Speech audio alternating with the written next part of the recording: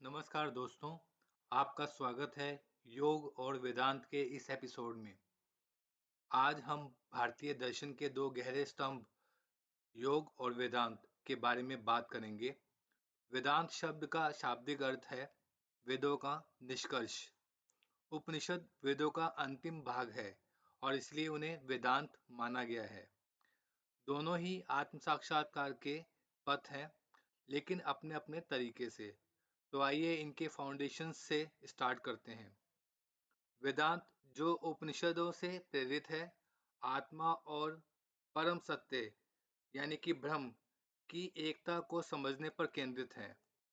यह ज्ञान योग को महत्व देता है, जहाँ गहन अध्ययन और चिंतन से जीवन के अंतिम प्रश्नों का उत्तर खोजा जाता है, जैसे कि मैं कौन हूँ, मेरा असली स्वरूप क्या है।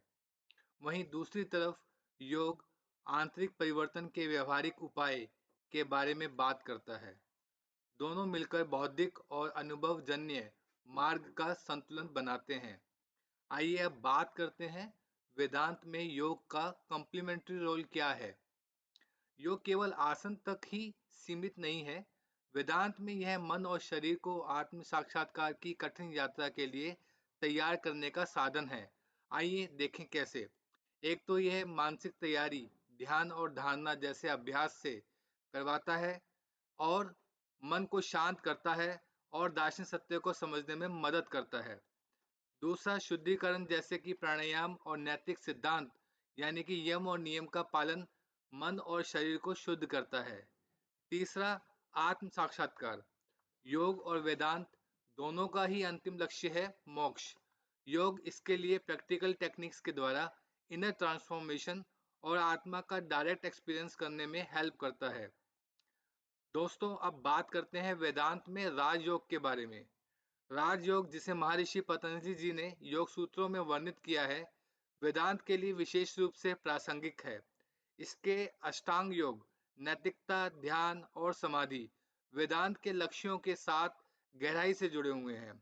यह अभ्यास मन को शांत करते हैं और भीतर की ओर आत्मा के सत्य को खोजने में मदद करते हैं। अब बात करते हैं वेदांत में भक्ति योग। वेदांत केवल बौद्धिकता तक सीमित ही नहीं है, ये भावनाओं को भक्ति योग के माध्यम से अपनाता है। भक्ति योग में एक आराध्य देव या ब्रह्म के प्रति प्रेम पूर्ण समर्पण होता है। वेदांत में यह भक्ति परम सत्य की ओर निर्देशित होती है। यह दिल और दिमाग दोनों के सामंजस्य से आत्म साक्षात्कार का एक समग्र मार्ग प्रदान करता है। अब बात करते हैं योग के वैदिक मूल के बारे में। योग की उत्पत्ति वेदों से ही होती है, जिसका उल्लेख सबसे पहले ऋग्वेद में मिलता है। बाद के ग्रंथों जैसे उपनिषद और भगवद गीता में योग को आत्म साक्षात्कार के साधन के रूप में विस्तार से समझाया गया है। भगवान श्री कृष्ण ने गीता में इसे अमर ज्ञान साझा किया है। पतंजलि के योग सूत्र वैदिक परंपरा का अनुसरण करते हैं और पुरुष या आत्मा की शुद्ध चेतना की अनुभूति पर जोर देते हैं। अब बात करते हैं वैदांतिक ग्रंथों में योग के वर्णन के बारे में। आदि शंकराचार्य, अद्वैत वेदांत के प्रमुख आचार्य, अपने शिक्षण में योग के अभ्यास पर गहराई से चर्चा करते हैं। वे यम नियम से मन की शुद्धि पर जोर देते हैं और निर्विकल्प समाधि जैसे ध्यान की अवस्थाओं को विस्तार से समझाते हैं।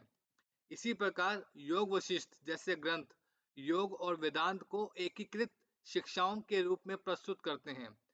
ये केवल सैद्धांतिक नहीं बल्कि गहन अनुभवात्मक है। योग और वेदांत का प्रैक्टिकल एप्लीकेशन, इसके बारे में बात करते हैं।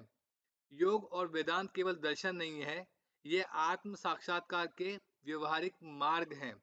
योग अनुशासन और अभ्यास के माध्यम से भीतर की ओर ले जाता है, जबकि वेदांत ज्ञान और चिंतन से मन को विस्तृत करता है। दोनों मिलकर अहंकार की सीमाओं को पार करने और ब्रह्म से एकत्व को महसूस करने में सहायता करते हैं। योग और वेदांत एक पक्षी के दो पंखों की तरह हैं, जो आत्म साक्षात्कार की ऊंचाई तक उड़ने के लिए आवश्यक है। इस आध्यात्मिक यात्रा में मेरे साथ जुड़ने के लिए धन्यवाद। यदि आपको वीडियो उपयोगी लगा हो तो इसे लाइक, शेयर और सब्सक्राइब करें। अगली बार तक अपने उच्चतर स्वरूप से जुड़े रहें। नमस्कार।